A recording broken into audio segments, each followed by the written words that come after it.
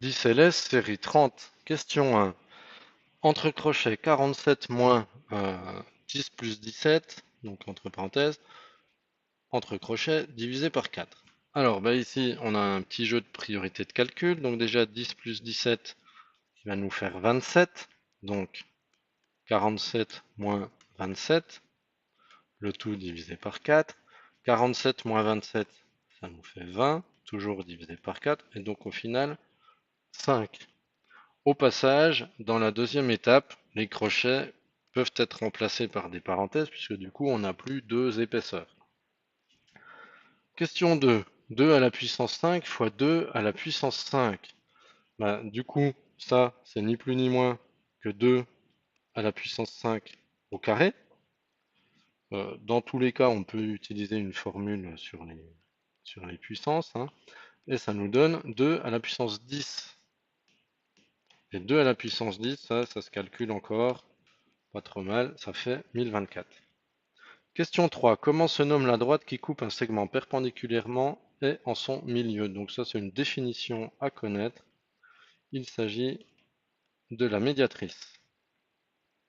Question 4. Moins 1 à la puissance 24. Alors, nous avons un signe négatif à l'intérieur des parenthèses surmontées d'une puissance. La puissance est ampère, le signe s'en va. Donc, la réponse sera positive. Ensuite, si on ne s'occupe que de la valeur absolue ou de la distance à 0, ben 1 à la puissance 24, ben c'est 1 fois 1, etc. Donc finalement, que ce soit 24 ou autre chose, ça finira toujours par faire 1. Question 5. Moins 2 au carré multiplié par moins 3 au cube. Alors, ici, les puissances et les bases sont différentes, donc on n'a pas vraiment de formule. Du coup, moins 2 au carré, le moins est entre parenthèses, et la puissance est paire, donc on aura un résultat positif, et 2 au carré, c'est 4. Au contraire, moins 3 au cube, on a toujours le moins entre parenthèses, mais cette fois-ci, la puissance est impaire, donc le moins va rester, et 3 au cube, ça fait 27. Ensuite, il ne nous reste plus qu'à effectuer la multiplication. Plus 4 multiplié par moins 27, le résultat est négatif, puisque c'est la règle des signes. Et ensuite, 4 fois 27, 108.